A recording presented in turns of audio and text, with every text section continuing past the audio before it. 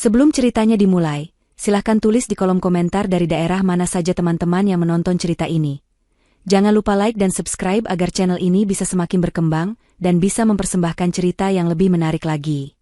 Lampu kristal raksasa di langit-langit ballroom Hotel Grand Kencana berkilauan, memantulkan sinarnya ke ratusan pasang mata yang terfokus pada panggung utama. Aroma parfum mahal bercampur dengan wangi bunga lili yang menghias setiap sudut ruangan, menciptakan atmosfer kemewahan dan keanggunan. Ini adalah malam puncak perayaan ulang tahun ke-10 Global Media, perusahaan yang didirikan dan dibangun oleh Rio Prasetya, suami Maya, dengan kerja keras dan tak lupa, dukungan penuh darinya.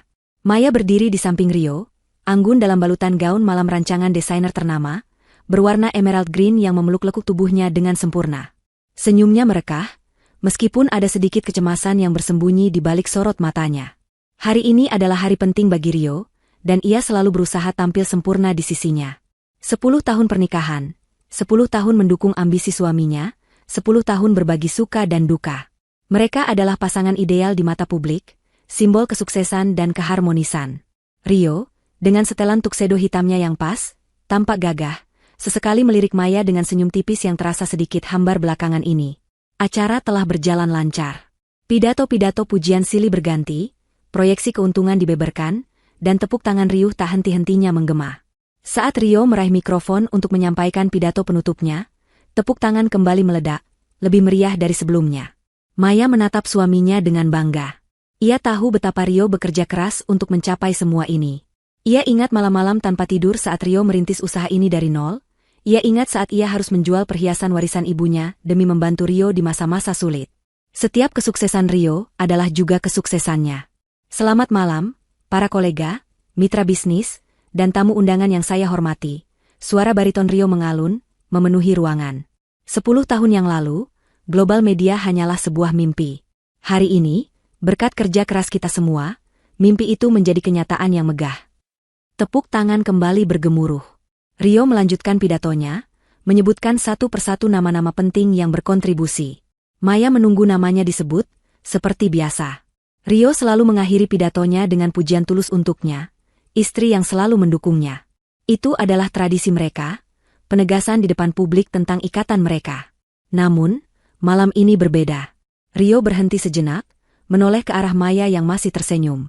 Senyumnya tidak membalas, melainkan berubah menjadi seringai tipis, hampir tak terlihat. Mata Rio yang biasanya hangat, kini memancarkan sesuatu yang asing, dingin, dan penuh perhitungan. Maya merasakan firasat buruk yang merayap di punggungnya, memadamkan kegembiraan yang baru saja ia rasakan. Dan di malam yang spesial ini, Rio melanjutkan, suaranya sedikit lebih keras, nadanya berubah. Ada satu pengumuman penting yang harus saya sampaikan kepada Anda sekalian. Para tamu saling berbisik, penasaran. Maya mengerutkan kening. Pengumuman apa? Rio tidak pernah memberitahunya tentang pengumuman khusus. Pengumuman ini mungkin mengejutkan bagi sebagian dari Anda, tapi ini adalah keputusan yang telah saya pertimbangkan masak-masak. Rio menatap lurus ke arah Maya, sorot matanya menusuk. Mulai malam ini, pernikahan saya dengan Maya dinyatakan berakhir. Dunia Maya runtuh. Kata-kata itu menghantamnya seperti palu godam. Berakhir? Tidak ada pertengkaran besar, tidak ada perselisihan sengit. Hanya kebisuan dan jarak yang perlahan terbentuk selama beberapa bulan terakhir. Ia pikir itu hanya fase biasa dalam pernikahan. Tapi ini adalah kehancuran. Ballroom yang tadinya ramai mendadak sunyi senyap. Bisikan-bisikan berhenti, digantikan oleh keheningan yang memekakan telinga. Semua mata beralih dari Rio ke Maya, menatapnya dengan campuran keterkejutan, belas kasihan, dan rasa ingin tahu yang kejam. Wajah Maya memucat pasi. Kakinya terasa lemas, seolah lantai di bawahnya tiba-tiba menghilang. Gaun emerald green yang tadinya memancarkan kemewahan, kini terasa seperti kain kafan yang melilitnya. Rio tidak berhenti di situ. Dengan senyum yang semakin melebar, senyum yang kini tampak mengerikan di mata Maya, ia melanjutkan. Dan untuk melengkapi kebahagiaan saya yang baru, izinkan saya memperkenalkan wanita yang akan mendampingi saya mulai sekarang. Dari samping panggung, seorang wanita muncul. Rambut pirang panjangnya berkilauan di bawah cahaya lampu, gaun merah menyala yang dikenakannya seolah berteriak mencari perhatian. Dia berjalan dengan langkah percaya diri, senyum angkuh terukir di bibirnya. Sarah. Jantung Maya serasa berhenti berdetak. Sarah adalah sekretaris pribadi Rio, wanita yang pernah Maya curigai tapi selalu ditepis oleh Rio dengan dalih profesionalisme. Wanita yang pernah Maya tegur karena terlalu sering mengenakan baju yang memperlihatkan lekuk tubuhnya di kantor, dan Rio membela dengan mengatakan Maya terlalu pencemburu. Sarah melangkah mendekat, menggandeng lengan Rio dengan posesif. Mata Sarah menatap lurus ke arah Maya, dan di sanalah, di mata itu, Maya melihatnya, tawa mengejek yang terang-terangan. Tawa yang seolah mengatakan, "Kau sudah kalah, bodoh." Tawa yang merayakan kehancuran Maya. Seolah ditampar berkali-kali, Maya tidak bisa bernapas. Rasa malu, pengkhianatan, dan kemarahan membuncah dalam dirinya, panas membakar setiap sel tubuhnya. Seluruh keberadaannya berteriak dalam diam. Ia ingin berteriak, ingin memaki, ingin lari, tapi tubuhnya terpaku. Ia hanya bisa berdiri di sana, di panggung penghinaan ini, menjadi tontonan bagi semua orang. Bisikan-bisikan mulai terdengar lagi, kali ini lebih keras, lebih kejam. Astaga, Rio benar-benar tega. Kasihan sekali Maya, dipermalukan di depan umum. Lihatlah Sarah, dia tidak tahu malu. Tapi di antara bisikan-bisikan itu, Maya menangkap pandangan-pandangan meremehkan, senyum-senyum simpul dari beberapa wanita sosialita yang selama ini iri padanya. Mereka menikmati kehancurannya. Air mata Maya mulai menggenang, tapi ia menahannya sekuat tenaga. Ia tidak akan membiarkan mereka melihatnya menangis. Tidak di sini, tidak sekarang. Harga dirinya sudah terkoyak. Tapi ia tidak akan membiarkan martabatnya terinjak lebih jauh. Rio, seolah tak peduli dengan badai emosi yang menerpa Maya, tersenyum bangga pada Sarah. Sarah adalah inspirasiku yang baru, katanya, suaranya dipenuhi kekaguman yang dulu hanya Maya dapatkan. Dengan dia di sisiku, global media akan mencapai puncak yang lebih tinggi lagi. Para tamu kini berbisik lebih lantang. Bahkan beberapa fotografer mulai mengarahkan lensa mereka ke arah Maya, mengabadikan momen pahit kehancurannya. Lampu kilat menyambar, seolah menambahkan luka pada hati yang sudah remuk. Rio dan Sarah berpose bersama, memamerkan kebahagiaan baru mereka di atas reruntuhan kebahagiaan Maya. Maya merasakan dadanya sesak, seolah ada tangan tak terlihat yang mencekik.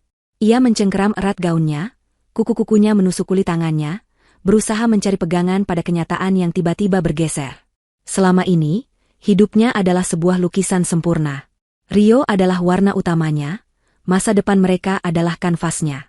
Kini, Rio telah mengambil warna itu, merobek kanvasnya, dan meludahinya di depan mata semua orang. Kepalanya berputar, seolah ia bisa pingsan kapan saja. Tapi di tengah kekacauan pikiran dan perasaannya, di tengah rasa sakit yang luar biasa, seberkas cahaya gelap muncul. Bukan cahaya harapan, melainkan api. Api yang membara, dipicu oleh rasa sakit, penghinaan, dan pengkhianatan. Api itu melahap habis semua kebaikan dan kelembutan yang tersisa dalam dirinya. Pagi setelah malam bencana itu, Maya terbangun dengan kepala berdenyut dan hati yang terasa kosong. Kamar tidur utama yang luas di penthouse mewah mereka, yang dulu adalah sarang kebahagiaan, kini terasa dingin dan asing. Cahaya matahari pagi yang seharusnya membawa keceriaan, justru menembus jendela dengan kejam, menerangi kehampaan yang terasa begitu nyata.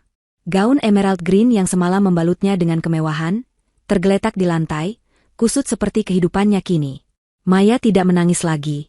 Air matanya sudah mengering, digantikan oleh mati rasa yang menakutkan dan kemarahan yang membara di bawah permukaan. Ia bangkit dari tempat tidur, tubuhnya terasa berat seperti timah. Setiap langkah terasa seperti membawa beban bertonton. Ia berjalan ke jendela, menatap pemandangan kota Jakarta yang membentang luas di bawah. Dulu, pemandangan itu adalah simbol pencapaian mereka, sebuah mahakarya yang dibangun berdua. Kini, itu adalah lukisan ironi yang kejam. Rio tidak ada di sana. Tempat tidur di sampingnya dingin, menandakan ia sudah lama pergi. Tidak ada pesan, tidak ada kata perpisahan. Hanya kebisuan yang mematikan. Pengumuman publik semalam sudah cukup baginya. Ia telah menceraikan Maya di depan ratusan orang, dengan Sarah di sampingnya, tertawa mengejek. Rio tidak butuh lagi percakapan pribadi. Ia telah melakukan pekerjaannya, menghancurkan Maya tanpa ampun. Telepon Maya berdering tanpa henti. Notifikasi berita masuk bertubi-tubi, semuanya tentang perceraian Rio Prasetya dan skandal, pelakor, yang menggemparkan. Wajah Maya terpampang di mana-mana, selalu dengan ekspresi terkejut dan hancur semalam. Ia melempar ponselnya ke sisi lain ruangan, tak sanggup melihat atau mendengar apapun lagi. Tak lama setelah itu, bel pintu apartemen berbunyi. Dengan langkah gontai, Maya membuka pintu. Di hadapannya berdiri dua orang pengacara Rio, ekspresi mereka datar dan tanpa emosi, serta beberapa pria berbadan besar yang ia duga adalah petugas keamanan. Nyonya Maya, salah satu pengacara memulai, suaranya formal dan dingin.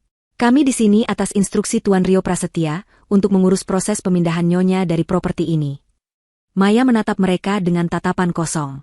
Pemindahan? Ya. Sesuai perjanjian pranikah yang telah Nyonya tanda tangani, dalam kasus perceraian tanpa anak, Nyonya tidak berhak atas properti apapun yang diperoleh selama pernikahan, termasuk apartemen ini, aset perusahaan, dan rekening bank Tuan Rio. Dunia Maya kembali berputar. Perjanjian pranikah? Ia samar-samar mengingat Rio pernah memintanya menandatangani beberapa dokumen penting di awal pernikahan mereka, mengatakan itu hanya formalitas untuk melindungi asetnya agar bisnisnya berjalan lancar. Dengan cinta dan kepercayaan penuh, Maya menandatanganinya tanpa membaca detailnya. Ia tidak pernah membayangkan Rio akan menggunakannya untuk ini. Tapi, ini rumahku juga, suara Maya bergetar. Secara hukum, properti ini terdaftar atas nama Tuan Rio Prasetya dan perusahaan. Nyonya memiliki waktu 1 jam untuk mengumpulkan barang-barang pribadi Anda. Setelah itu, kunci akan diserahkan kepada kami, dan akses Anda akan dicabut. 1 jam. 1 jam untuk mengumpulkan seluruh kehidupannya yang berumur 10 tahun. Sebuah lelucon yang kejam. Ia tidak punya pilihan. Dengan tangan gemetar, Maya mulai mengemasi beberapa barang pribadinya. Gaun-gaun indah, perhiasan yang dibeli Rio untuknya, foto-foto pernikahan mereka, semuanya terasa hampa. Barang-barang itu hanya kenangan palsu dari sebuah ilusi. Ia hanya mengambil pakaian seadanya, dompet kecil berisi identitas, dan beberapa buku favoritnya. Ia tidak punya tempat tujuan, tidak punya uang tunai yang berarti, dan tidak tahu harus pergi kemana. Ketika ia melangkah keluar dari penthouse itu, ia merasa seolah dirinya ditelanjangi di depan umum. Petugas keamanan mengunci pintu di belakangnya dengan bunyi, klik, yang memekakan, menandai akhir dari segalanya. Ia kini sendirian, tanpa rumah, tanpa uang, dan tanpa tujuan. Beberapa hari berikutnya adalah neraka. Berita perceraiannya menjadi topik hangat di media sosial dan televisi. Maya kini dikenal sebagai mantan istri Rio Prasetya yang terlantar. Foto-fotonya, terutama saat ia berdiri di panggung dengan wajah hancur, beredar luas. Setiap kali ia mencoba mencari pekerjaan, ia ditolak. Reputasinya hancur. Ia dihindari oleh teman-teman sosialitanya yang dulu selalu memuji dan mengundangnya ke acara-acara mewah.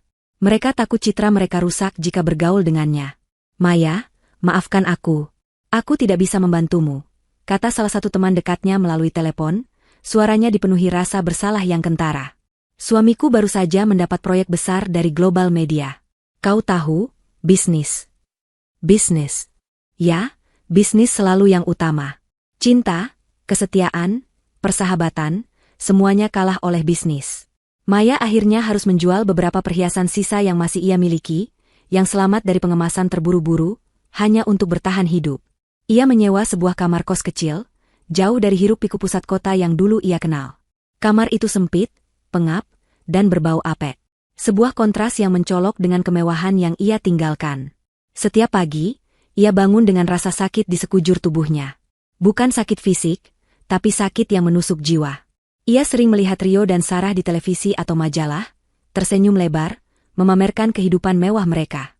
Mereka tampak semakin bersinar, sementara ia merana dalam kegelapan.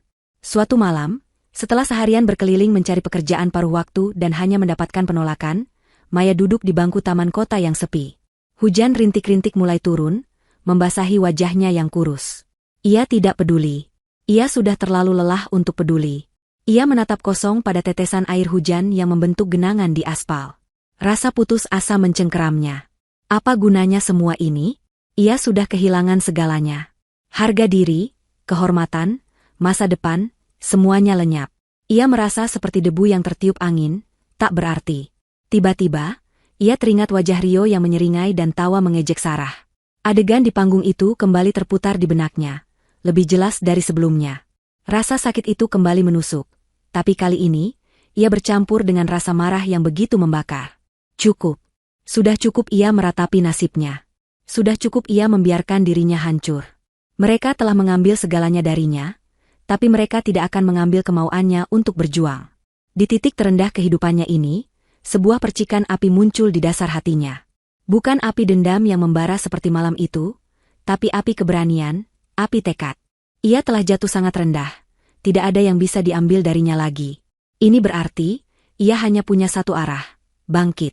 Tidak peduli seberapa sulitnya, tidak peduli seberapa menyakitkannya. Ia akan bangkit. Bukan hanya untuk membalaskan dendamnya, tapi untuk membuktikan kepada dirinya sendiri bahwa ia lebih dari sekadar mantan istri yang terbuang. Ia adalah Maya, seorang wanita yang kuat, cerdas, dan tangguh. Maya menarik napas dalam-dalam, merasakan udara dingin mengisi paru-parunya. Ia bangkit dari bangku taman, tubuhnya terasa sedikit lebih ringan. Ia menatap ke langit gelap yang masih diguyur hujan. Mulai sekarang, tidak ada lagi air mata. Tidak ada lagi penyesalan. Yang ada hanyalah tujuan. Ia akan berjuang, bekerja, dan merencanakan. Ia akan membangun kembali dirinya, lebih kuat dari sebelumnya. Dan ketika saatnya tiba, ia akan memastikan Rio dan Sarah merasakan kehancuran yang jauh lebih parah daripada yang mereka timpakan padanya. Titik terendahnya telah menjadi titik baliknya. Dari abu kehancuran, Phoenix akan bangkit.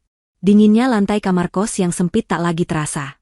Hujan yang membasahi Maya semalam telah mengering, tapi api dalam dirinya kini mulai membakar lebih panas. Keputusan untuk bangkit, yang diambil di bawah rintik hujan di bangku taman, terasa seperti sumpah sakral yang harus ia tunaikan. Ia tidak punya waktu untuk meratapi nasib. Rio dan Sarah pasti sedang menikmati puncak kebahagiaan mereka, dan Maya tidak bisa membiarkan itu berlanjut. Pagi itu, Maya menyusun rencana, meskipun masih samar. Tujuan utamanya jelas, menjatuhkan Rio dan Sarah. Tapi bagaimana? Ia tidak punya uang, tidak punya koneksi, dan reputasinya hancur. Ini adalah tantangan yang jauh lebih besar daripada sekadar mencari pekerjaan untuk bertahan hidup. Ia harus lebih kuat, lebih cerdas, dan yang terpenting, lebih kaya dari mereka. Hanya dengan begitu ia bisa menyerang di level yang sama, atau bahkan lebih tinggi. Langkah pertama adalah bertahan hidup. Ia mencari pekerjaan apapun yang bisa ia dapatkan. Mencuci piring di restoran kecil, menjadi asisten rumah tangga paruh waktu, apapun. Pekerjaan-pekerjaan itu sangat berbeda dengan kehidupannya dulu, jauh dari kemewahan dan kemudahan. Tangannya yang dulu terbiasa memegang cangkir teh porselen kini kasar dan pecah-pecah karena sabun dan pekerjaan kasar. Namun, setiap tetes keringat adalah bahan bakar untuk api dendamnya. Setiap cibiran dari orang yang mengenalnya dari berita, atau tatapan kasihan, hanya mempertebal tekadnya. Setiap malam, setelah bekerja keras, ia menghabiskan waktu di perpustakaan umum. Ia membaca buku-buku tentang bisnis, strategi investasi, hukum, dan bahkan psikologi. Ia ingin memahami bagaimana Rio membangun kerajaannya, apa saja celah dalam sistem hukum yang bisa dimanfaatkan, dan bagaimana cara kerja pikiran manusia dalam menghadapi tekanan. Ia tahu, pengetahuan adalah kekuatan. Ia harus mengisi kekosongan yang ia abaikan selama ini. Dulu, ia hanya menjadi pendamping Rio. Kini, ia harus menjadi otaknya sendiri. Minggu demi minggu berlalu, berubah menjadi bulan. Maya hidup hemat, menabung setiap sen yang ia peroleh. Ia juga mulai mencari tahu tentang Rio secara diam-diam. Tidak mudah. Mantan suaminya itu adalah figur publik dengan pengamanan ketat dan citra yang bersih. Tapi Maya tahu, setiap manusia punya kelemahan, setiap bangunan punya retakan. Suatu sore, saat ia sedang membersihkan sebuah kafe kecil di kawasan Jakarta Selatan, ia tak sengaja mendengar percakapan dua orang pengunjung tentang sebuah skandal korupsi lama yang melibatkan seorang pengusaha sukses. Maya tidak terlalu memperhatikannya, sampai ia mendengar sebuah nama, Nyonya Ratna. Wanita itu adalah seorang konsultan bisnis ulung yang dulu dikenal memiliki jaringan luas dan reputasi tajam, namun menghilang dari peredaran setelah terlibat dalam sebuah kasus yang diselimuti misteri. Nama itu memicu sesuatu dalam ingatan Maya. Ia ingat pernah mendengar Rio menyebut Nyonya Ratna di masa-masa awal global media. Dulu ia tidak terlalu peduli, tapi kini, ia merasa ada benang merah. Tanpa pikir panjang, setelah jam kerjanya usai, Maya segera menuju perpustakaan. Ia mencari informasi tentang Nyonya Ratna. Ternyata, Nyonya Ratna, atau lengkapnya Ratna Wulansari, adalah seorang pebisnis legendaris yang mendirikan beberapa perusahaan startup sukses sebelum ia pensiun mendadak setelah dituduh terlibat dalam skema penipuan besar. Namun, tidak ada bukti yang cukup kuat untuk menjeratnya, dan kasus itu akhirnya menguap begitu saja. Beberapa artikel menyebutkan bahwa setelah insiden itu, Ratna menarik diri dari dunia bisnis, hidup menyendiri, dan menjadi semacam legenda urban di kalangan pebisnis lama. Maya merasa ada sesuatu yang menariknya kepada wanita ini. Intuisi mengatakan bahwa Ratna mungkin memegang kunci atau setidaknya petunjuk. Ia membutuhkan seseorang yang memahami dunia gelap bisnis, seseorang yang punya pengalaman dan koneksi. Mungkin Ratna adalah mentor yang ia butuhkan. Mencari Ratna tidaklah mudah. Tidak ada alamat resmi yang tercatat. Mantan rekan bisnisnya enggan berbicara. Tapi Maya tidak menyerah. Ia melacak setiap petunjuk kecil, berbicara dengan orang-orang lama yang pernah bekerja untuk Ratna, hingga akhirnya ia mendapatkan alamat samar di pinggir kota, sebuah rumah tua yang dikelilingi pagar tinggi dan tumbuhan liar. Dengan sedikit uang yang ia punya, Maya menyewa ojek dan pergi ke sana. Jantungnya berdebar kencang saat ia berdiri di depan gerbang berkarat itu. Apa yang akan ia katakan? Akankah Ratna menemuinya? Setelah beberapa kali mencoba memencet bel dan mengetuk gerbang tanpa jawaban, Maya merasa putus asa. Saat ia hendak berbalik, gerbang itu sedikit terbuka, dan seorang wanita parubaya dengan rambut putih diikat sederhana muncul. Wajahnya keras, matanya tajam, namun ada kesedihan yang tersembunyi di sana. Ia adalah Nyonya Ratna. Ada apa? Suara Ratna serak, tidak ramah. Maya menarik napas dalam-dalam. Nama saya Maya. Saya adalah mantan istri Rio Prasetya. Mendengar nama Rio, mata Ratna menyipit. Ada kilatan emosi yang tidak bisa diartikan di sana. Jadi, kau datang untuk apa? Mengeluh tentang nasibmu? Tidak, kata Maya tegas, meskipun dalam hati ia ketakutan. Saya datang untuk belajar. Saya datang untuk balas dendam. Ratna menatap Maya lama, menilainya dari ujung rambut sampai ujung kaki. Ada ekspresi skeptis di wajahnya. Balas dendam? Kau pikir itu semudah membalik telapak tangan? Dunia Rio Prasetya bukan tempat main-main. Dan kau tampak seperti anak kemarin sore yang baru belajar pahitnya hidup. Saya tahu saya tidak punya apa-apa. Maya menjawab, suaranya dipenuhi tekad. Tapi saya punya kemauan. Saya kehilangan segalanya karena dia. Dia menceraikan saya di depan umum, mempermalukan saya, mengambil semua yang saya miliki. Saya ingin dia merasakan apa yang saya rasakan, bahkan lebih parah. Ratna mengamati sorot mata Maya. Ia melihat nyala api yang sama, kegelapan yang sama, yang mungkin pernah ia rasakan dulu. Ada jejak kesamaan di antara mereka. Apa yang membuatmu berpikir aku bisa membantumu? Ratna bertanya, meskipun nadanya kini sedikit melunak. Anda adalah Nyonya Ratna, jawab Maya, matanya berbinar. Anda tahu rahasia bisnis. Anda tahu bagaimana membangun dari nol dan menjatuhkan raksasa. Anda pernah berada di posisi terendah dan bangkit kembali. Saya mendengar cerita Anda. Saya yakin Anda adalah orang yang tepat untuk mengajari saya. Senyum tipis, nyaris tak terlihat, melintas di bibir Ratna. Itu bukan senyum kebahagiaan, melainkan senyum pengakuan. Kau berani. Itu nilai plus. Tapi dunia ini kejam, Maya. Balas dendam membutuhkan harga yang mahal. Saya siap membayar harga berapapun, Maya bersumpah, tanpa ragu. Ratna terdiam, memikirkan sesuatu. Mungkin ia melihat bayangan dirinya sendiri di masa lalu, atau mungkin ia melihat potensi yang belum tergali dalam diri Maya. Atau mungkin, ia sendiri masih menyimpan dendam lama yang belum terbalaskan. Akhirnya, Ratna menghela napas panjang. Baiklah, masuklah. Aku tidak berjanur janji apa-apa. Tapi jika kau sungguh-sungguh, aku akan menunjukkan kepadamu sisi gelap dunia bisnis yang tidak pernah kau tahu ada. Dunia di mana balas dendam adalah seni, dan kehancuran adalah mahakarya. Titik balik yang dinanti-nantikan Maya akhirnya tiba. Pertemuan tak terduga dengan Nyonya Ratna, sang legenda yang terlupakan, membuka pintu ke dunia baru yang gelap dan penuh rahasia. Maya tahu, jalan di depannya tidak akan mudah, tapi ia tidak lagi sendirian. Api dendam dalam dirinya kini memiliki panduan, dan ia siap untuk belajar bagaimana memupuknya menjadi badai yang tak terhentikan. Di dalam rumah tua yang diselimuti tanaman merambat, yang dulunya terasa suram, kini Maya menemukan sebuah dunia baru. Nyonya Ratna bukanlah mentor biasa. Ia adalah seorang ahli strategi yang kejam, seorang akademisi bisnis yang brilian, dan seorang wanita yang keras, tanpa toleransi untuk kelemahan atau keraguan. Ruangan demi ruangan di rumah Ratna dipenuhi buku-buku tebal, grafik pasar saham, dan bahkan papan tulis besar yang penuh dengan rumus-rumus ekonomi dan diagram jaringan. Ini adalah markas dari sebuah pembalasan dendam yang akan datang. Kau harus melupakan semua yang kau tahu tentang dunia bisnis, kata Ratna pada pertemuan pertama mereka yang sebenarnya, mata tajamnya menembus Maya. Rio itu anak bawang. Dia hanya tahu cara membangun apa yang mudah, dengan modal besar. Kau harus belajar membangun dari nol, dari serpihan, dengan kekuatan otakmu sendiri. Setiap hari Maya bangun pukul 4 pagi. Rutinitas barunya sangat berbeda dari kehidupannya yang dulu dipenuhi sarapan mewah dan sesi yoga pribadi. Kini, ia memulai harinya dengan lari pagi keliling kompleks, melatih stamina fisik dan mentalnya. Setelah itu, ia akan menghabiskan waktu berjam-jam di samping Ratna. Ratna mengajarinya segalanya. Analisis pasar yang mendalam, bagaimana membaca pergerakan saham, mengidentifikasi tren ekonomi yang tersembunyi, dan memprediksi kejatuhan perusahaan. Jangan hanya lihat angka di permukaan, Maya. Lihatlah intinya. Siapa yang paling diuntungkan? Siapa yang paling rentan? Strategi negosiasi tingkat tinggi. Ia belajar seni membujuk, memanipulasi, dan membaca bahasa tubuh lawan bicara. Negosiasi bukan tentang siapa yang paling berteriak.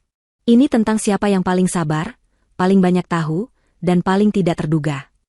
Di hukum bisnis dan celahnya, Ratna mengenalkan Maya pada dunia abu-abu di antara legalitas dan ilegalitas. Hukum itu seperti labirin, Maya. Ada banyak jalan pintas dan jalan rahasia jika kau tahu cara menemukannya. Kita tidak akan melanggar hukum, tapi kita akan memanfaatkannya hingga batas maksimal. Jaringan dan spionase industri. Ia juga belajar cara membangun koneksi, mengumpulkan informasi dari sumber-sumber yang tidak terduga, dan bergerak dalam bayang-bayang. Informasi adalah mata uang termahal di dunia ini. Jangan pernah meremehkan kekuatan sebuah bisikan. Maya adalah murid yang sangat cepat. Otaknya yang dulu terlena dalam kemewahan kini bekerja seperti mesin. Ia menyerap setiap pelajaran, mencatat setiap detail, dan mempraktikkan setiap teori. Ratna terkadang memberikan ujian mendadak, seperti memintanya membuat proposal bisnis fiktif dalam waktu singkat, atau menganalisis laporan keuangan perusahaan besar dan menemukan kelemahan tersembunyi. Kau terlalu emosional, Ratna sering menegurnya. Dendam itu api yang bagus, tapi jangan biarkan ia membakar akal sehatmu. Dinginkan kepalamu. Jadilah es. Rio tidak pantas mendapatkan satu tetes pun air matamu. Selain pelajaran teori, Ratna juga memaksa Maya untuk terjun langsung. Ia mengirim Maya ke berbagai seminar bisnis, pertemuan investor kecil, dan pameran dagang. Bukan sebagai partisipan, melainkan sebagai pengamat. Maya belajar bagaimana orang-orang berinteraksi, bagaimana kesepakatan dibuat, dan bagaimana sinyal nonverbal menyampaikan pesan-pesan penting. Ia bahkan menyamar sebagai calon investor atau jurnalis magang untuk mendapatkan akses ke acara-acara yang lebih eksklusif. Kau harus membangun citra baru, Ratna menasihati suatu hari. Maya yang lama, yang rentan, sudah mati. Sekarang kau adalah orang yang berbeda. Kuat, mandiri, dan tak terduga. Maya mulai mengganti gaya berpakaiannya. Ia memilih pakaian yang lebih profesional dan tidak mencolok, namun tetap memancarkan aura kepercayaan diri. Rambutnya dipotong lebih pendek, dan riasan wajahnya kini lebih minimalis, membuat matanya yang tajam lebih menonjol. Ia tidak ingin dikenali, setidaknya belum. Malam harinya, setelah sesi belajar dengan Ratna, Maya kembali ke kamar kosnya yang sederhana. Di sanalah ia benar-benar sendiri, mencerna semua informasi yang ia dapatkan. Ia akan melakukan riset tambahan di perpustakaan atau warnet, mencari tahu lebih banyak tentang seluk-beluk bisnis Rio, mencari tahu orang-orang terdekatnya, bahkan kebiasaan kecilnya. Tidak ada detail yang terlalu kecil. Ada saat-saat ia merasa lelah, sangat lelah. Fisiknya terkuras, pikirannya tegang. Pernah suatu ketika ia jatuh sakit karena kelelahan, tapi Ratna tidak menunjukkan belas kasihan. Jika kau menyerah hanya karena sakit, kau tidak akan pernah bisa menjatuhkan Rio, katanya dingin, namun memberikan obat dan sup hangat. Itu adalah caranya menunjukkan kepedulian. Transformasi ini bukan hanya tentang pengetahuan dan keterampilan, tapi juga mental. Maya belajar mengendalikan emosinya. Kemarahan dan rasa sakit itu masih ada, membara di dalam dirinya, tapi ia tidak lagi membiarkannya menguasai. Ia menggunakannya sebagai bahan bakar, sebagai motivasi untuk terus maju. Ia membangun dinding di sekitar hatinya, melindungi dirinya dari luka baru, dan fokus sepenuhnya pada tujuannya. Titik balik dari bab ini muncul setelah beberapa bulan pelatihan intensif.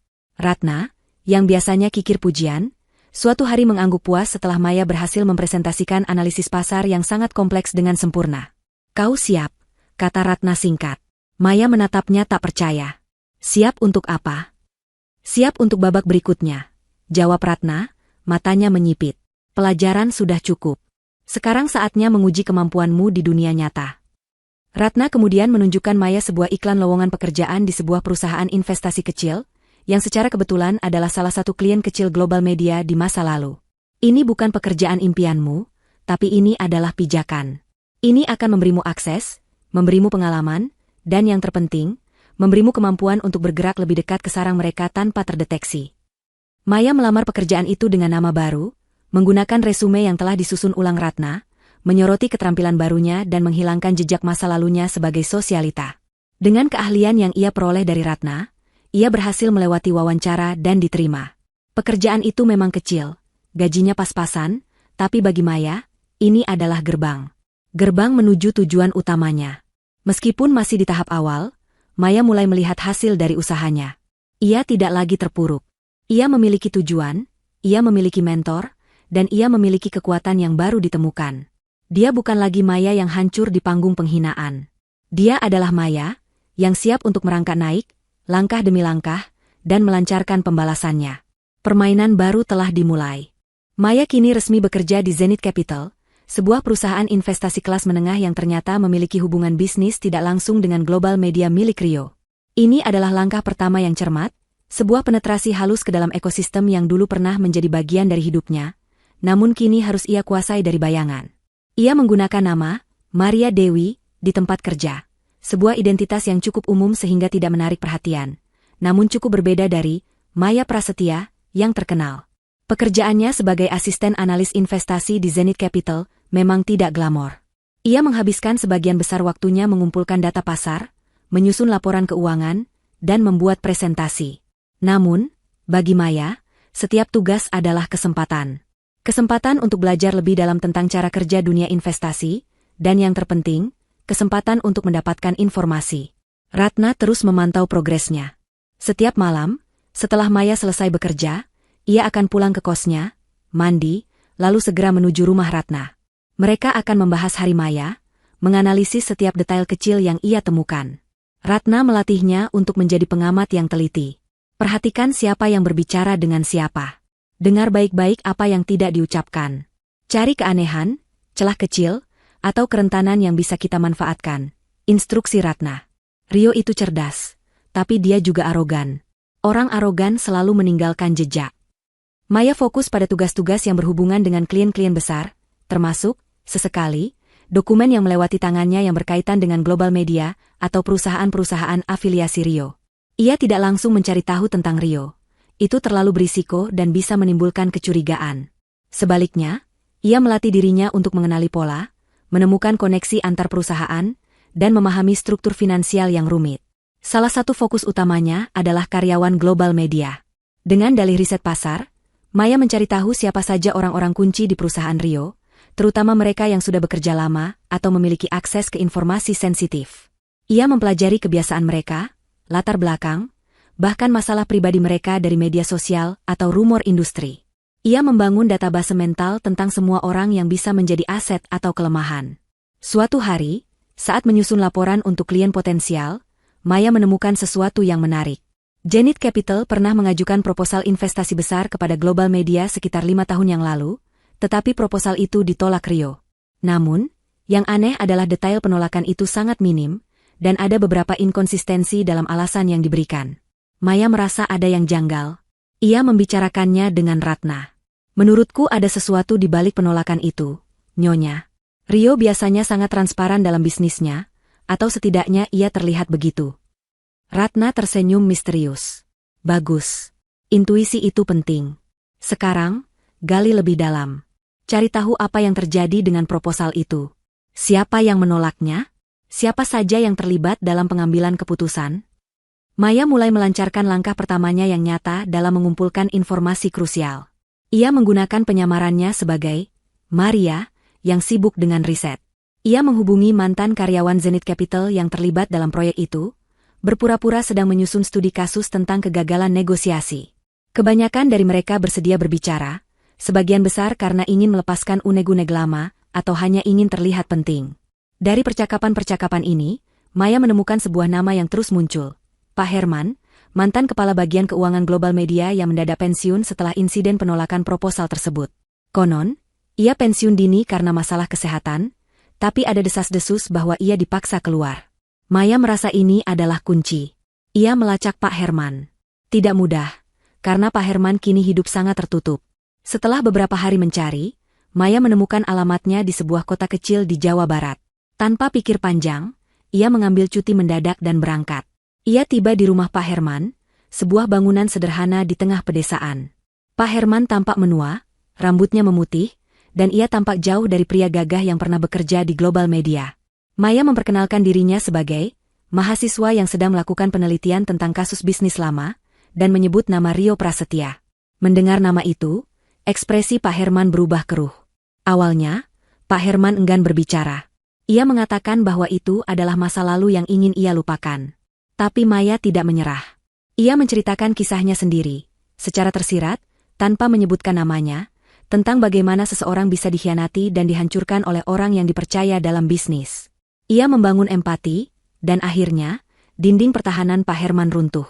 Dengan suara bergetar, Pak Herman mulai menceritakan apa yang terjadi 5 tahun lalu. Proposal investasi dari Zenith Capital itu sebenarnya sangat menguntungkan bagi Global Media. Rio setuju di awal. Namun, sesaat sebelum penandatanganan kontrak, Rio tiba-tiba membatalkannya secara sepihak, tanpa alasan yang jelas. Bukan itu saja, Rio kemudian menjalin kerjasama dengan perusahaan lain yang menawarkan kesepakatan lebih buruk, namun menguntungkan secara pribadi bagi Rio dan seorang pejabat pemerintah yang terkait. Rio, dia melakukan penipuan itu, nak. Menipu Global Media demi keuntungan pribadi. Saya tidak setuju, dan saya menolak menandatangani dokumen-dokumen itu. Dia memecat saya dan mengancam akan menghancurkan hidup saya jika saya berbicara. Pak Herman berbisik, air mata menggenang di matanya. Dia menyuap pihak lain, dan mereka menutupi jejaknya dengan sangat rapi.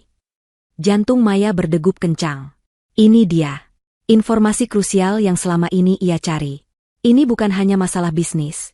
Ini adalah kejahatan finansial, penipuan, suap, dan penggelapan dana perusahaan. Jika bukti ini bisa ditemukan, Rio bisa kehilangan segalanya, bahkan kebebasannya. Apakah Anda punya bukti, Pak Herman?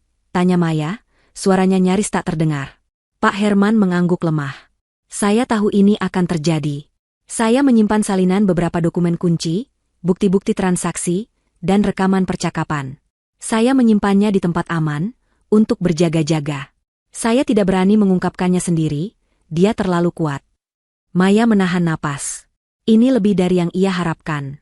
Ia telah menemukan sebuah bom waktu yang siap meledak di bawah kaki Rio. Saya bisa bantu Anda, Pak Herman. Saya bisa membongkar ini semua. Janji Maya, matanya memancarkan tekad yang membara. Tapi saya butuh bantuan Anda untuk memberikan semua bukti itu. Pak Herman menatap Maya lama, ragu. Apa yang akan kau dapatkan dari semua ini, nak? Maya tersenyum tipis. Keadilan. Dan mungkin, sedikit balas dendam. Pak Herman akhirnya setuju untuk menyerahkan bukti-bukti itu kepada Maya. Ia menyerahkan sebuah kunci kotak penyimpanan di bank dan memberitahukan lokasinya. Maya kembali ke Jakarta dengan hati yang bergejolak. Ia berhasil. Langkah awal penetrasi ini menghasilkan lebih dari yang ia bayangkan. Ia telah menemukan informasi krusial yang bisa menjadi kunci kehancuran Rio dan Sarah. Bom waktu sudah diaktifkan. Kini, Maya tidak hanya bergerak sebagai bayangan, ia juga memegang kendali atas benang-benang tak terlihat yang akan segera ia rentangkan untuk menjerat mangsanya.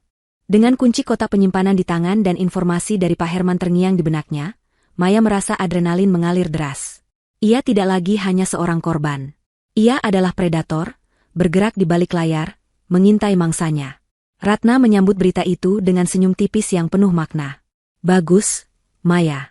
Itu adalah pukulan awal yang telak, kata Ratna, seraya menyeruput teh herbalnya. Tapi ingat, bom itu belum meledak. Kita harus mempersiapkan ledakan yang maksimal. Kita akan menyebarkan jaring-jaring kita, satu persatu, tanpa mereka sadari. Maya tahu, tindakan gegabah bisa merusak segalanya. Rio terlalu kuat dan punya koneksi yang terlalu luas untuk dijatuhkan dengan satu bukti. Mereka harus melemahkannya terlebih dahulu, mengisolasi dirinya dan Sarah, sebelum melancarkan serangan pamungkas. Langkah pertama adalah mengakses kotak penyimpanan Pak Herman. Maya pergi ke bank dengan hati-hati, memastikan tidak ada yang mengikutinya. Di sana, ia menemukan beberapa amplop tebal berisi fotokopi dokumen keuangan, beberapa flash drive yang berisi rekaman suara, dan salinan email yang menunjukkan transaksi mencurigakan antara Rio dan pejabat pemerintah. Bukti-bukti itu sangat rapi dan lengkap. Pak Herman memang telah mempersiapkan ini dengan matang. Ini adalah amunisi kita, kata Ratna, saat Maya menyerahkan semua bukti itu. Tapi kita tidak bisa menembakkannya sekaligus. Kita akan menggunakannya untuk membuat Rio dan Sarah menari mengikuti irama kita. Maya dan Ratna mulai merancang strategi serangan halus. Mereka tidak ingin Rio dan Sarah langsung tahu siapa dalangnya. Mereka ingin menciptakan paranoia, kecurigaan, dan ketidakpastian di antara kedua orang itu. Serangan pertama berfokus pada reputasi Sarah. Sarah adalah kelemahan Rio, jelas Ratna. Dia arogan, haus perhatian, dan bergantung pada Rio. Jika kita bisa merusak citranya, itu akan mengguncang Rio dari dalam. Maya mulai memanfaatkan jaringannya yang baru dibangun di Zenith Capital dan di dunia maya. Dengan dalih riset tren media sosial dan influencer marketing, ia melacak jejak digital Sarah. Sarah sangat aktif di media sosial, memamerkan gaya hidup mewahnya, tas-tas branded, dan liburan eksotis.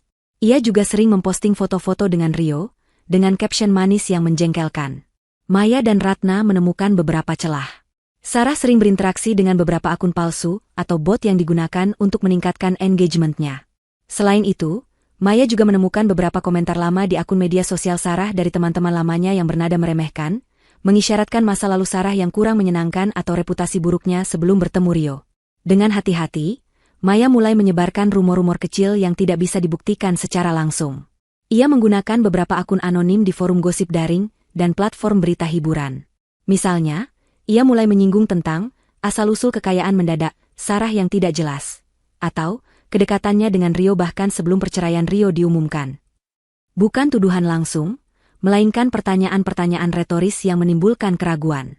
Benarkah CEO global media itu langsung menceraikan istrinya begitu saja setelah 10 tahun menikah, dan langsung melenggang dengan sekretaris barunya? Agak mencurigakan, ya?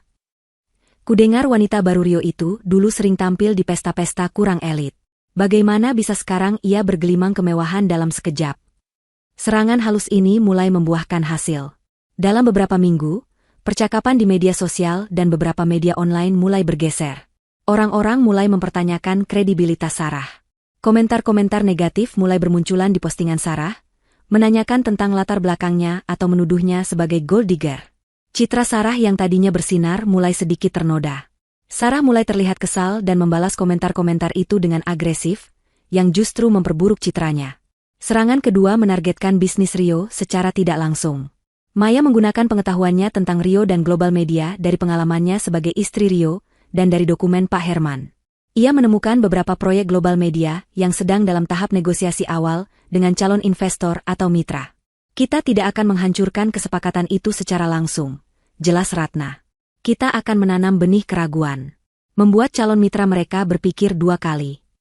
Maya mulai menyebarkan informasi yang tampak netral, namun sebenarnya memiliki efek merusak. Misalnya, ia akan mengirimkan email anonim kepada beberapa jurnalis bisnis dengan tip tentang beberapa indikator pasar yang kurang stabil di sektor yang sama dengan proyek Rio. Atau, ia akan, tidak sengaja, memberikan komentar di forum online tentang ketidakpastian regulasi yang mungkin memengaruhi proyek semacam itu di masa depan. Ia juga memanfaatkan posisinya di Zenith Capital. Ia akan membuat laporan internal tentang potensi risiko di sektor tertentu, yang secara tidak langsung menunjuk pada proyek-proyek yang diminati Rio. Laporan-laporan itu kemudian bocor secara tidak sengaja ke pihak-pihak yang berkepentingan. Efeknya tidak langsung. Beberapa negosiasi Rio mulai tertunda. Investor yang tadinya tertarik mendadak menjadi lebih berhati-hati.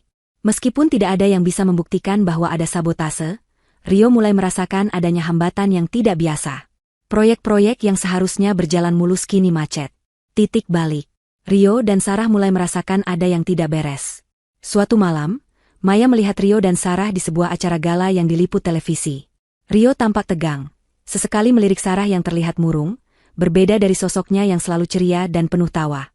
Para pewarta masih mengerumuni mereka, tapi pertanyaan-pertanyaan mereka kini bergeser dari kebahagiaan baru Rio, menjadi rumor bisnis yang beredar, dan kontroversi media sosial terkait Sarah. Maya melihat Rio mencoba tersenyum, tapi senyumnya dipaksakan. Sarah mencoba tertawa, tapi tawa itu terdengar hambar dan penuh kemarahan. Mereka saling melirik, ada ketegangan yang jelas di antara mereka. Mereka tahu ada sesuatu yang terjadi, ada kekuatan tak terlihat yang bekerja melawan mereka.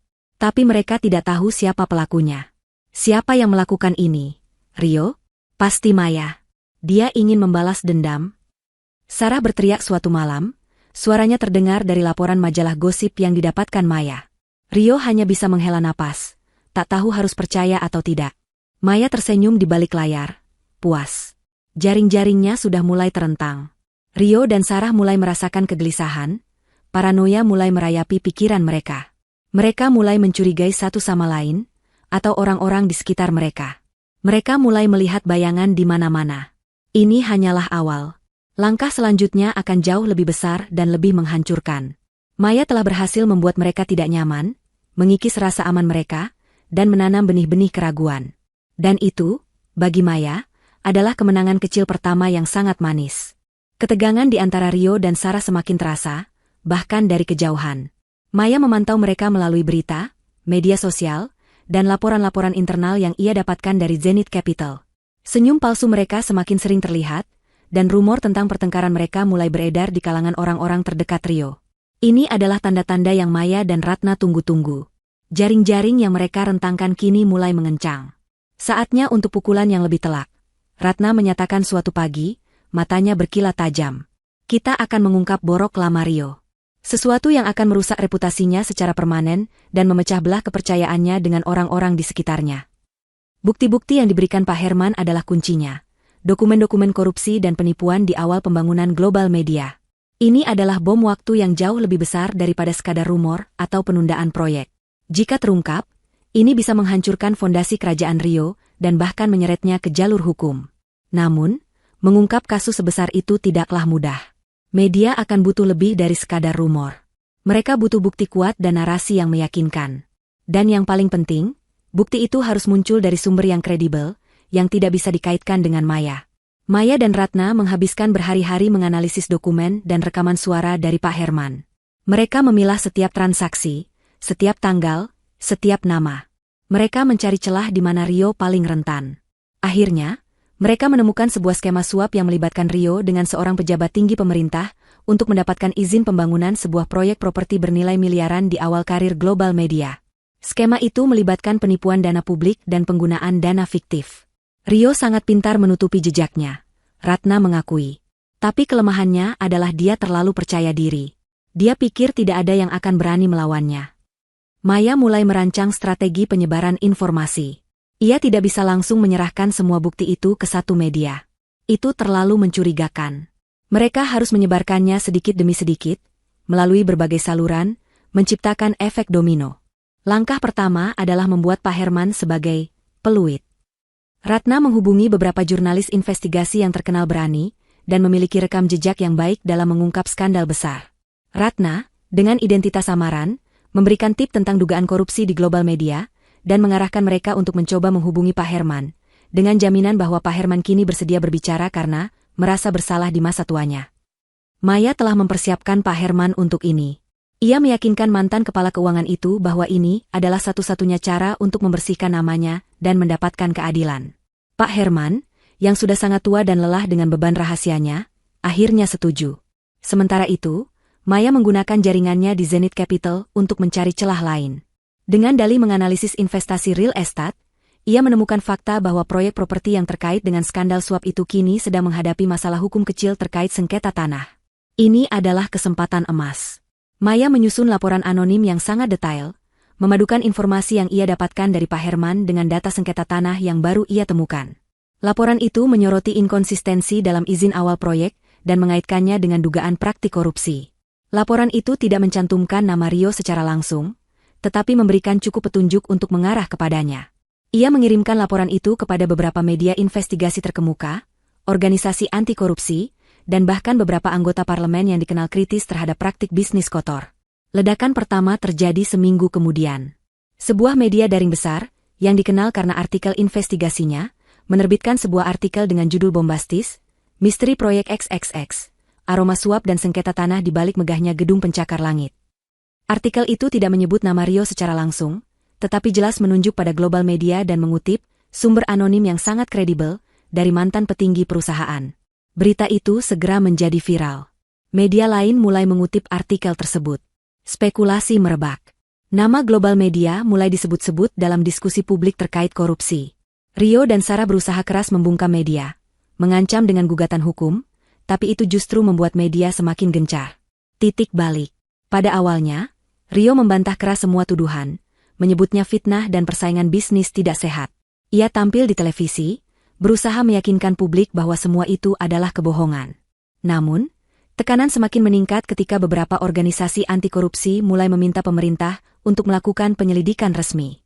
Puncaknya, seorang jurnalis investigasi yang gigih berhasil melacak dan mewawancarai Pak Herman. Dengan wajah tua dan suara bergetar, Pak Herman mengungkapkan semua yang ia ketahui, menyerahkan beberapa salinan bukti kepada jurnalis tersebut. Kisah Pak Herman yang bertaubat, menyebar luas, memicu kemarahan publik. Berita tentang skandal korupsi Rio mulai bocor ke media nasional, menyebabkan kegaduhan besar. Saham global media anjlok drastis. Investor mulai panik. Reputasi Rio yang tadinya tak tersentuh kini tercoreng. Sarah, yang tadinya hanya peduli dengan gaya hidup mewah dan citra publiknya, kini mulai panik. Ia melihat Rio menghabiskan lebih banyak waktu di telepon, berteriak pada pengacaranya, dan semakin jarang meluangkan waktu untuknya. Rio, apa-apaan ini? Kenapa media terus memberitakan ini? Apa yang sebenarnya terjadi? Sarah berteriak suatu malam, suaranya dipenuhi ketakutan, seperti yang Maya lihat di berita televisi. Kita bisa kehilangan segalanya. Rio, dengan wajah merah padam, hanya bisa menggeram. Tenang, Sarah. Aku sedang mengatasinya. Pasti ada yang sengaja menjatuhkanku. Ia mencurigai Maya. Tapi ia tidak punya bukti. Maya terlalu cerdik. Ia bergerak seperti bayangan, tidak meninggalkan jejak. Rio tidak bisa membuktikan apapun. Namun, kecurigaan itu, ditambah dengan tekanan dari luar, mulai menggerogoti mentalnya. Maya melihat semua ini dari jauh, dari layar komputernya di kantor Zenith Capital. Ia tersenyum tipis. Ini baru permulaan. Borok lama telah terbuka, dan bau busuknya mulai menyebar ke seluruh kerajaan Rio. Publik kini mulai melihat Rio bukan sebagai pengusaha sukses yang bersih, melainkan sebagai seorang penipu berdarah dingin. Ini adalah langkah krusial dalam rencana balas dendam Maya, yang akan membuka jalan bagi kehancuran finansial Rio. Pengungkapan skandal korupsi Rio telah menciptakan gelombang kejut yang dahsyat. Berita itu merajalela, mengikis reputasi global media dan Rio Prasetya di mata publik dan, yang lebih penting, di mata investor. Maya dan Ratna memantau setiap perkembangan dengan saksama. Mereka tahu ini adalah saat yang tepat untuk melancarkan pukulan finansial yang telak, yang akan menghantam Rio di tempat yang paling ia banggakan, kekayaannya. Ingat semua yang kau pelajari tentang analisis pasar dan kelemahan perusahaan, Ratna mengingatkan Maya. Ketika sebuah kapal bocor, kita tidak hanya menambah lubangnya, tapi memperbesar bocorannya sampai tenggelam. Maya kini memiliki akses internal ke data pasar melalui pekerjaannya di Zenith Capital. Ini memberinya keuntungan besar. Ia tahu bahwa meskipun global media tampak megah, ada beberapa kelemahan struktural dan ketergantungan pada beberapa proyek besar yang sangat sensitif terhadap sentimen pasar. Dengan terungkapnya skandal korupsi, sentimen pasar terhadap global media telah berubah drastis menjadi negatif. Rio dan timnya berusaha keras menstabilkan harga saham global media yang terus anjlok. Mereka mengeluarkan pernyataan pers, mencoba meyakinkan investor, dan bahkan mengumumkan rencana untuk membeli kembali saham perusahaan. Namun, semua itu sia-sia. Kepercayaan investor telah hancur. Maya dan Ratna memutuskan untuk melancarkan serangan short selling massal yang terkoordinasi. Ini adalah strategi yang sangat berisiko, namun bisa sangat menguntungkan dan menghancurkan targetnya jika dilakukan dengan benar. Ratna memiliki koneksi dengan beberapa hedge fund dan investor besar yang bersedia mengambil risiko tinggi untuk keuntungan besar. Ia meyakinkan mereka bahwa global media sedang diambang kehancuran finansial, didukung oleh data dan analisis mendalam yang disusun Maya.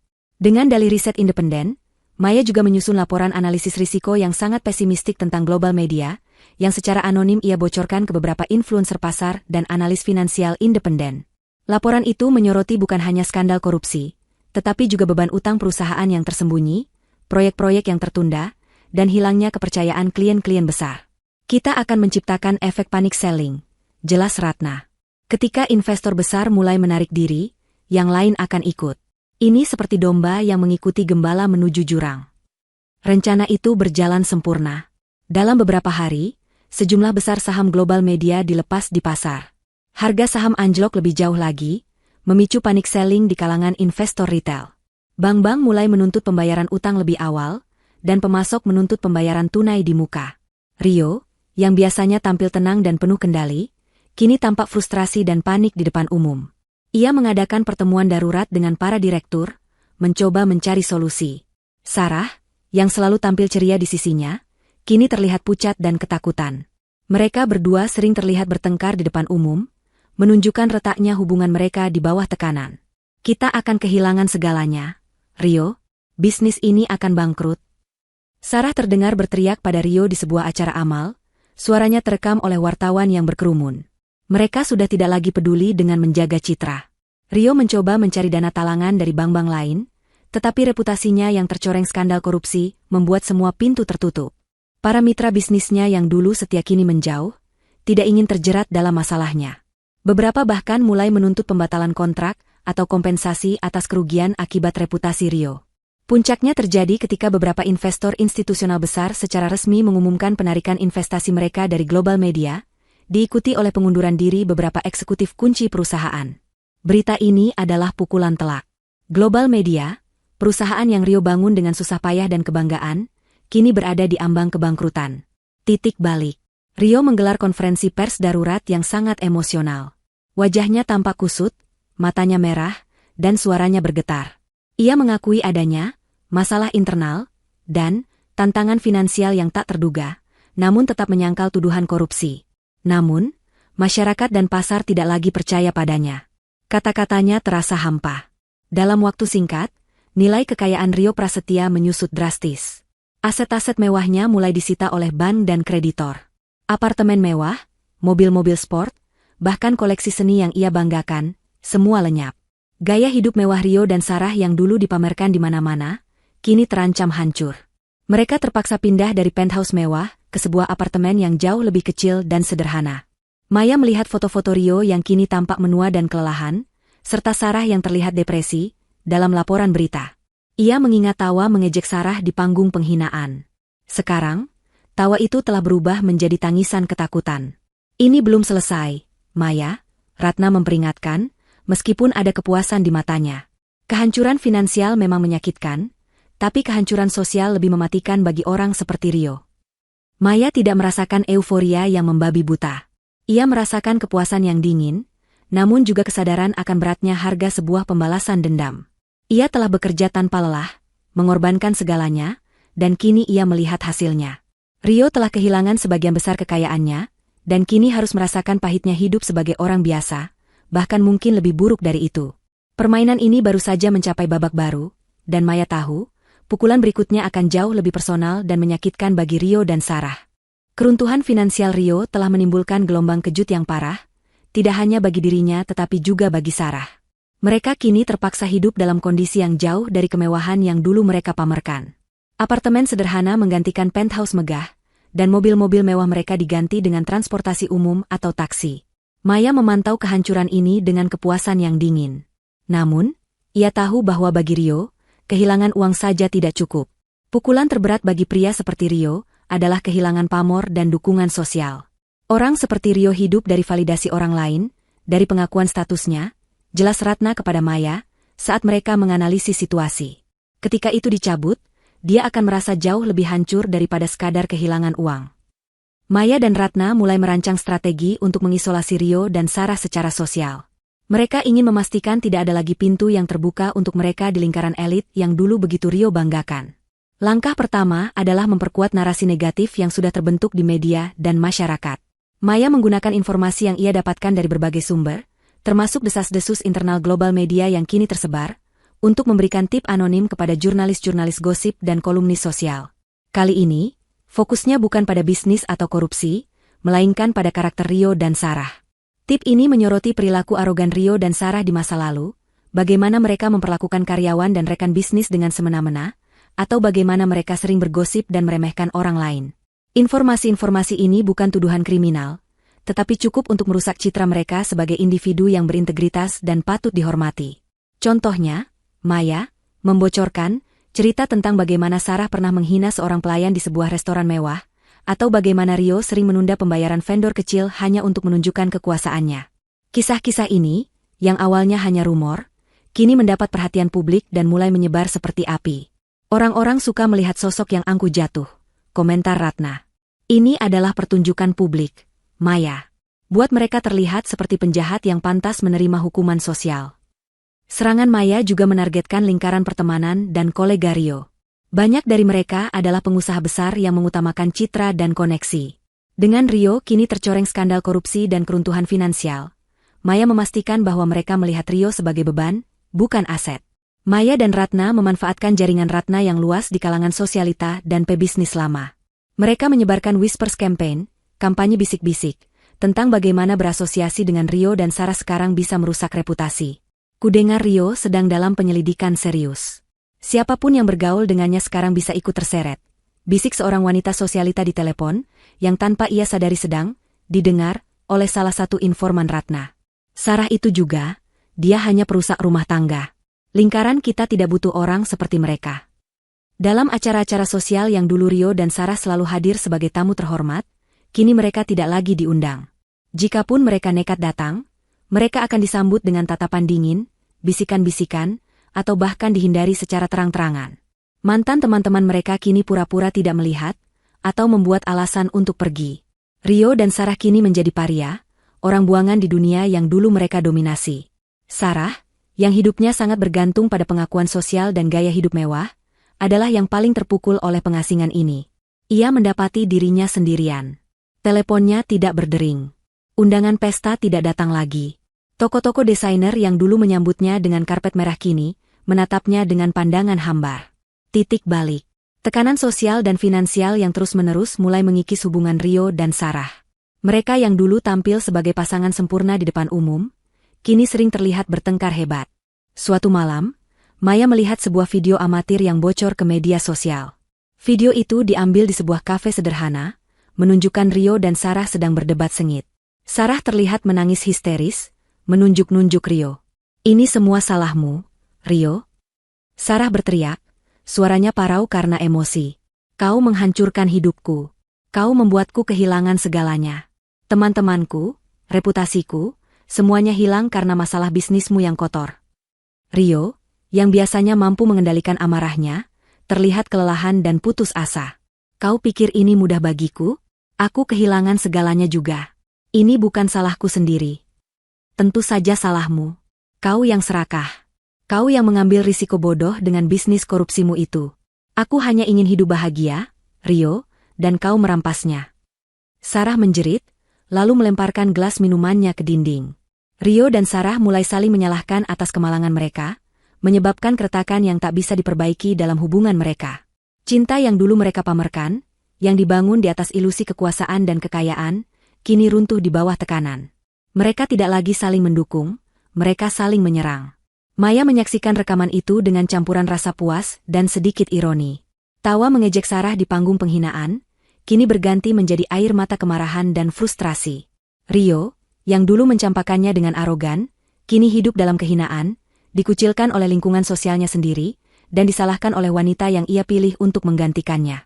Ini adalah pembalasan yang manis. Mereka telah kehilangan pamor, dukungan, dan kini, bahkan satu sama lain. Rio dan Sarah kini tidak hanya miskin secara finansial, tetapi juga miskin secara sosial dan emosional. Mereka sendirian, persis seperti bagaimana mereka membuat Maya merasa dulu. Maya tahu, inilah momen yang tepat. Panggung telah disiapkan. Permainan telah mencapai klimaksnya. Saatnya untuk berhadapan langsung, dan membiarkan mereka melihat siapa dalang di balik semua kehancuran ini. Dunia Rio dan Sarah telah berubah menjadi puing. Kehancuran finansial disusul dengan pengucilan sosial, telah membuat mereka terpojok dan putus asa. Rio tampak menua dalam hitungan bulan, sementara Sarah, yang dulu selalu tersenyum angkuh, kini tampak seperti boneka yang rusak, wajahnya sering bengkak karena tangisan. Maya, yang selama ini bergerak di balik bayangan, tahu bahwa saatnya telah tiba untuk muncul ke permukaan. Ia ingin mereka melihat siapa yang telah menarik benang-benang kehancuran mereka. "Ini adalah puncaknya, Maya," ujar Ratna, tatapannya serius. "Bagian tersulit adalah menahan diri untuk tidak terbawa emosi saat kau menghadapi mereka. Tetaplah menjadi es." Maya telah merencanakan pertemuan ini dengan sangat cermat. Ia ingin itu terjadi di tempat yang memiliki makna simbolis. Sebuah tempat di mana mereka tidak bisa melarikan diri, dan di mana ia memiliki kendali penuh. Ia memilih sebuah lelang aset-aset Rio yang diselenggarakan oleh bank untuk melunasi utang-utangnya. Ini adalah panggung yang sempurna, di mana Rio dan Sarah akan dipaksa menyaksikan sisa-sisa kemegahan mereka dijual satu persatu. Dengan identitasnya sebagai Maria Dewi, seorang analis investasi yang sukses, Maya menghadiri lelang tersebut. Ia mengenakan gaun sederhana namun elegan, rambutnya ditata rapi, dan wajahnya dipulas dengan riasan tipis yang menonjolkan mata tajamnya. Ia memancarkan aura kepercayaan diri dan kesuksesan yang kontras dengan kondisi Rio dan Sarah. Lelang itu diadakan di sebuah aula serbaguna yang tampak kaku dan dingin. Rio dan Sarah duduk di barisan depan, tampak lesu. Rio menatap lantai dengan tatapan kosong, sementara Sarah, dengan wajah pucat, sesekali melirik sinis ke arah kerumunan kecil pembeli.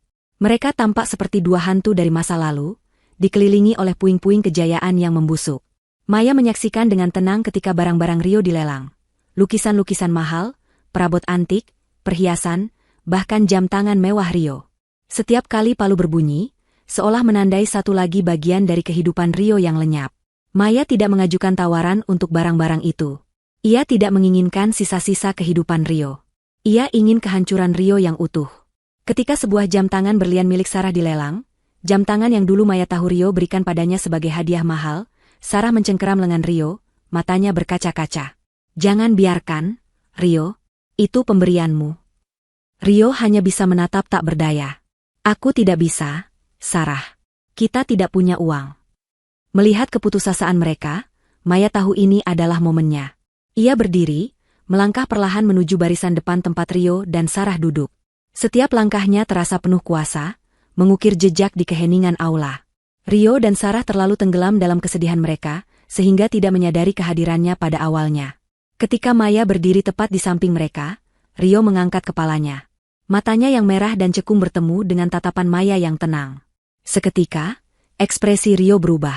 Dari kelelahan, menjadi keterkejutan, lalu syok. Maya, gumamnya, suaranya nyaris tak terdengar. Ia tidak mengenalinya pada awalnya. Maya yang ia ingat adalah wanita rapuh yang ia hancurkan di panggung. Wanita di hadapannya kini adalah sosok yang berbeda, memancarkan kekuatan dan ketenangan yang menakutkan. Sarah, yang tadinya menunduk, mengangkat kepalanya mendengar nama itu. Mata Sarah membelalak melihat Maya. Wajahnya yang pucat kini semakin memucat, nyaris kehijauan. Ia mengenali tatapan itu, tatapan yang ia pikir telah ia padamkan dengan tawa mengejeknya. Tawa itu kini berbalik menghantuinya. Maya tidak tersenyum.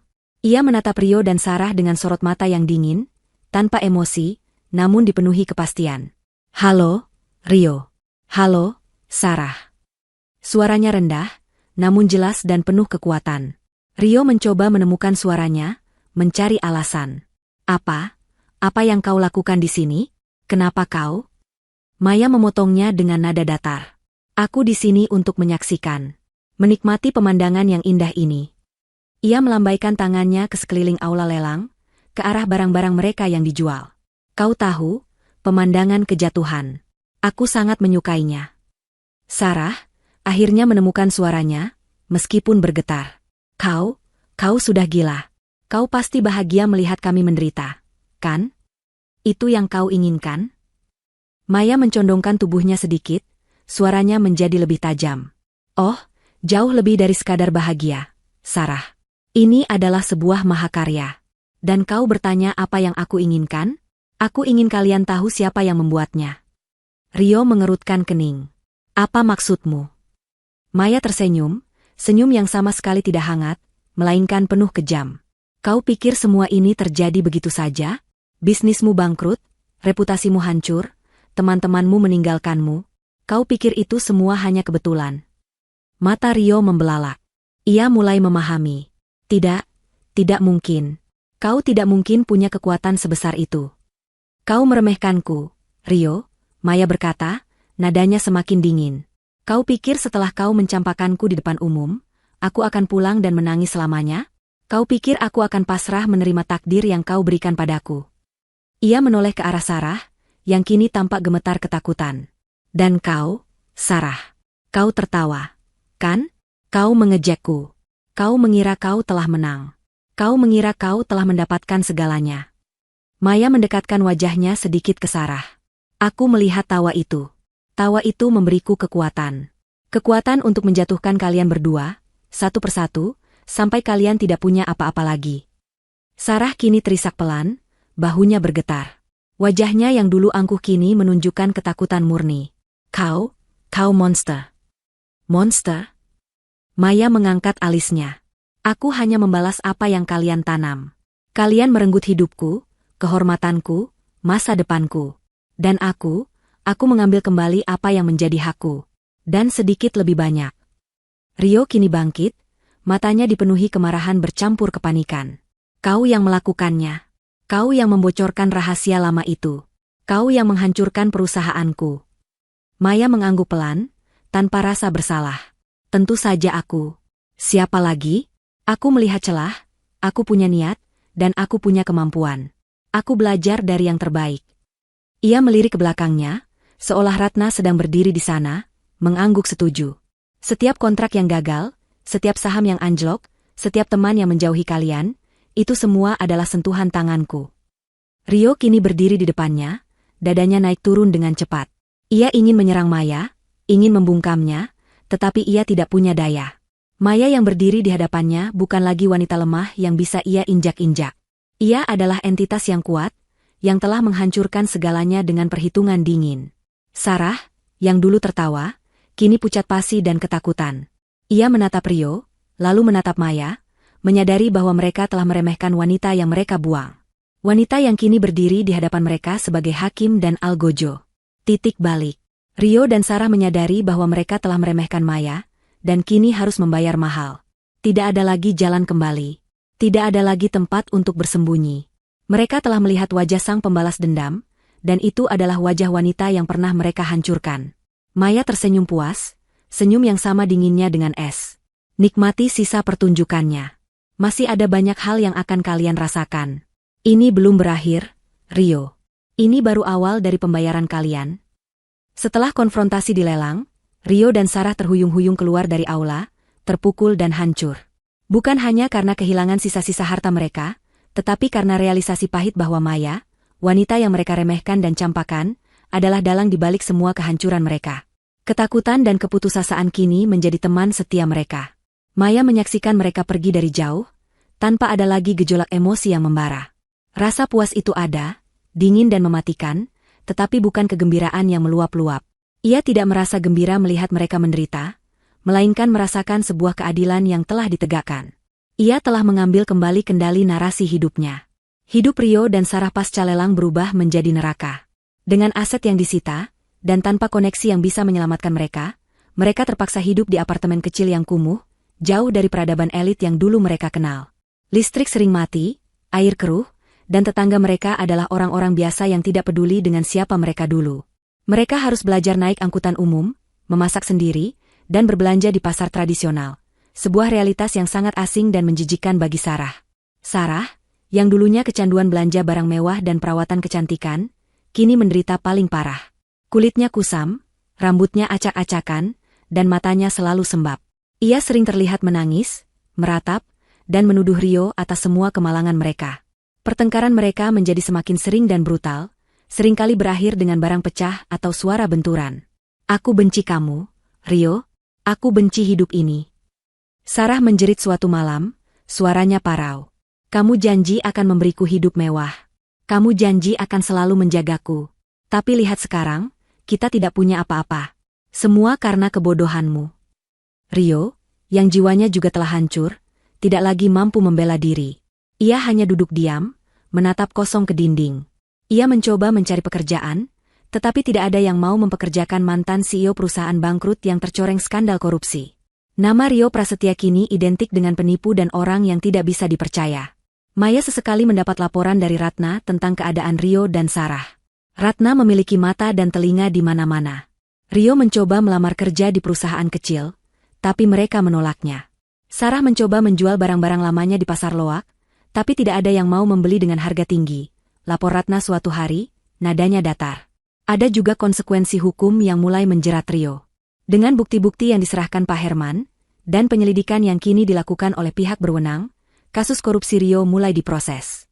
Surat panggilan pengadilan mulai berdatangan. Rio harus menghadapi tuntutan hukum atas penipuan dan penggelapan dana. Maya tidak lagi merasakan haus darah. Ia telah mencapai tujuannya. Rio dan Sarah menderita. Mereka telah kehilangan segalanya, dan mereka harus menghadapi konsekuensi dari perbuatan mereka. Suatu sore, Maya kebetulan melihat Rio di sebuah stasiun kereta. Rio tampak kurus, rambutnya acak-acakan, dan wajahnya dipenuhi kumis tipis yang tidak terawat. Ia duduk di bangku, menunduk, dengan tas lusuh di pangkuannya. Ia terlihat seperti orang biasa yang terlunta-lunta, jauh dari CEO glamor yang dulu ia kenal. Maya memandangnya dari kejauhan. Tidak ada lagi kemarahan yang membakar. Hanya ada kesedihan yang samar untuk seorang pria yang pernah ia cintai dan seorang diri menghancurkan dirinya. Itu adalah pemandangan yang dingin dan menyedihkan. Titik balik. Beberapa minggu kemudian, kabar buruk datang untuk Rio. Setelah serangkaian persidangan yang melelahkan, Rio Prasetya dinyatakan bersalah atas beberapa tuduhan korupsi dan penipuan. Ia dijatuhi hukuman penjara. Berita itu menjadi headline utama. Foto Rio yang diborgol dan dikawal petugas kepolisian terpampang di semua media. Ini adalah puncak kehancurannya yang paling memalukan. Rio, yang dulunya adalah simbol kesuksesan, kini menjadi simbol kejatuhan dan kejahatan. Sarah, yang mendengar kabar itu, terlihat di sebuah acara televisi sedang diwawancarai secara doorstop. Ia menangis histeris di depan kamera, memohon belas kasihan. Saya tidak tahu apa-apa. Saya tidak terlibat. Saya hanya korban. Dia menjebak saya. Ia mencoba meyakinkan publik bahwa ia tidak bersalah, namun tidak ada yang percaya padanya. Tawa mengejek yang pernah ia lempar ke Maya kini berbalik menjadi tangisan, bukan hanya karena kesedihan, tetapi juga karena ketakutan akan masa depannya yang tidak pasti. Ia telah kehilangan Rio, dan kini ia harus menghadapi hidup sendirian dalam kemiskinan dan penyesalan. Maya menonton berita itu di rumah Ratna. Ratna meliriknya, mencari reaksinya. "Bagaimana perasaanmu, Maya?" tanya Ratna. "Apakah ini yang kau inginkan?" Maya terdiam sejenak. Ia melihat wajah Rio yang hancur, dan Sarah yang menangis terseduh-seduh. Ia mengingat kembali malam penghinaan itu, rasa sakit yang menusuk, dan sumpah balas dendamnya. Ia telah mencapai semua itu. Mereka telah membayar mahal. Aku tidak merasakan kepuasan murni, Nyonya, jawab Maya jujur, suaranya pelan. Aku merasakan keadilan. Dia pantas mendapatkannya. Sarah juga. Tapi, ini tidak membuatku merasa lengkap. Ratna mengangguk. Itulah perbedaan antara dendam dan kebahagiaan sejati, Maya. Dendam hanya bisa memberimu kepuasan sesaat. Kebahagiaan sejati datang dari dalam dirimu, dari apa yang kau bangun setelah kehancuran. Maya memejamkan mata. Ia telah menghabiskan waktu bertahun-tahun merencanakan kehancuran Rio. Setiap langkah, setiap detail, setiap pengorbanan, semuanya demi momen ini. Dan kini, setelah semua selesai, ada kekosongan yang samar. Ia telah membalaskan dendamnya, dan harga dirinya telah kembali. Tapi ia menyadari bahwa kebahagiaan sejati tidak akan ditemukan dalam penderitaan orang lain. Yang ia rasakan adalah kelegaan. Beban berat di pundaknya telah terangkat. Ia telah menutup bab pahit dalam hidupnya. Kini, ia bebas. Bebas untuk melangkah maju, membangun hidup baru, dan menemukan kebahagiaan yang sesungguhnya. Kebahagiaan yang bukan dibangun di atas kehancuran orang lain, tetapi di atas fondasi kekuatan dan kemandiriannya sendiri. Setelah badai berlalu, setelah debu kehancuran Rio dan Sarah mengendap, Maya menemukan dirinya berdiri di tengah keheningan yang asing namun menenangkan. Tujuan yang selama ini membakar hatinya, balas dendam, telah tercapai. Rio mendekam di penjara, Sarah hidup dalam kemiskinan dan penyesalan, dan nama mereka tercoreng selamanya. Namun, seperti yang Ratna katakan, dan seperti yang Maya rasakan sendiri, kehancuran orang lain tidak serta-merta mengisi kekosongan dalam dirinya. Ia telah memenangkan pertempuran, tetapi kini ia harus memenangkan perang untuk menemukan kedamaian batinnya sendiri. Hari-hari setelah Rio di penjara terasa aneh. Adrenalin yang selama ini memacunya mereda. Malam-malam yang dulu ia habiskan untuk merencanakan dan bekerja keras, kini terasa kosong. Ia menyadari bahwa dendam telah menjadi tujuan hidupnya selama ini, dan tanpa itu, ia harus menemukan arah baru. Sudah waktunya bagimu untuk melepaskan, Maya, kata Ratna suatu pagi, saat mereka menikmati teh di beranda rumah tua Ratna. Dendammu telah terbalaskan. Sekarang, bebaskan dirimu. Ratna, yang dulunya keras dan dingin, kini menunjukkan sisi yang lebih lembut. Ia bangga pada Maya, pada transformasinya. Namun, ia juga tahu bahwa perjalanan Maya yang sesungguhnya baru saja dimulai. Perjalanan menuju kebahagiaan sejati. Maya mulai fokus pada dirinya sendiri. Ia masih bekerja di Zenith Capital, di mana ia telah naik pangkat dan diakui sebagai salah satu analis paling cerdas dan terampil. Ia tidak lagi menggunakan nama Maria Dewi secara eksklusif. Perlahan, dengan reputasi barunya, ia mulai memperkenalkan diri sebagai Maya Kirana, nama tengahnya yang ia gunakan untuk melambangkan awal yang baru. Ia tidak menyembunyikan masa lalunya sepenuhnya, tetapi ia menjadikannya sebagai bukti kekuatan dan ketahanan, bukan aib. Ia menginvestasikan sebagian dari uang yang ia dapatkan dari kesuksesannya di pasar saham, hasil dari semua pembelajaran kerasnya, ke dalam sebuah bisnis sosial kecil. Ia mendirikan sebuah yayasan yang membantu wanita-wanita yang menjadi korban kekerasan finansial dan emosional, memberikan mereka pendidikan, pelatihan keterampilan, dan dukungan hukum agar bisa bangkit kembali. Ia menggunakan pengalamannya sendiri untuk membimbing mereka, mengajarkan mereka bagaimana membangun kekuatan dari puing-puing kehancuran. Aku tidak ingin ada wanita lain yang merasakan apa yang kurasakan, katanya suatu hari kepada Ratna. Aku ingin mereka tahu bahwa mereka tidak sendirian, dan bahwa ada jalan keluar. Ratna seringkali bergabung dengannya dalam proyek yayasan ini, memberikan saran strategis dan menghubungkan Maya dengan jaringannya. Melalui yayasan ini, Maya menemukan makna baru dalam hidupnya. Ia tidak lagi mengejar kehancuran, melainkan membangun harapan. Maya juga mulai membangun kembali kehidupan sosialnya, tetapi dengan cara yang berbeda. Ia tidak lagi tertarik pada lingkaran sosial elit yang dangkal. Ia mencari hubungan yang tulus, dengan orang-orang yang menghargai dirinya apa adanya, bukan karena status atau kekayaannya. Ia berteman dengan rekan-rekan kerja yang berintegritas, dengan sukarelawan di yayasannya, dan bahkan dengan beberapa klien kecil yang jujur. Ia menghabiskan lebih banyak waktu untuk hobinya yang dulu ia tinggalkan, membaca buku-buku sastra, melukis, dan menjelajahi alam. Ia belajar meditasi untuk menenangkan pikirannya yang dulu selalu diselimuti rencana dan strategi. Perlahan tapi pasti, rasa pahit dan kekosongan dalam dirinya mulai tergantikan oleh kedamaian dan rasa syukur. Suatu sore, Maya duduk di taman, menikmati sinar matahari. Ia menerima sebuah kartu ucapan dari Pak Herman. Mantan kepala keuangan itu kini hidup lebih tenang, beban rahasianya telah terangkat, dan ia mengucapkan terima kasih karena Maya telah membantunya mencari keadilan. Maya tersenyum. Itu adalah salah satu hasil yang paling memuaskan dari semua perjuangannya. Tidak ada lagi bayang-bayang Rio dan Sarah yang menghantuinya. Mereka telah menjadi bagian dari masa lalu yang memberinya pelajaran berharga. Ia tidak melupakan rasa sakitnya, tetapi ia tidak membiarkannya mendefinisikan dirinya.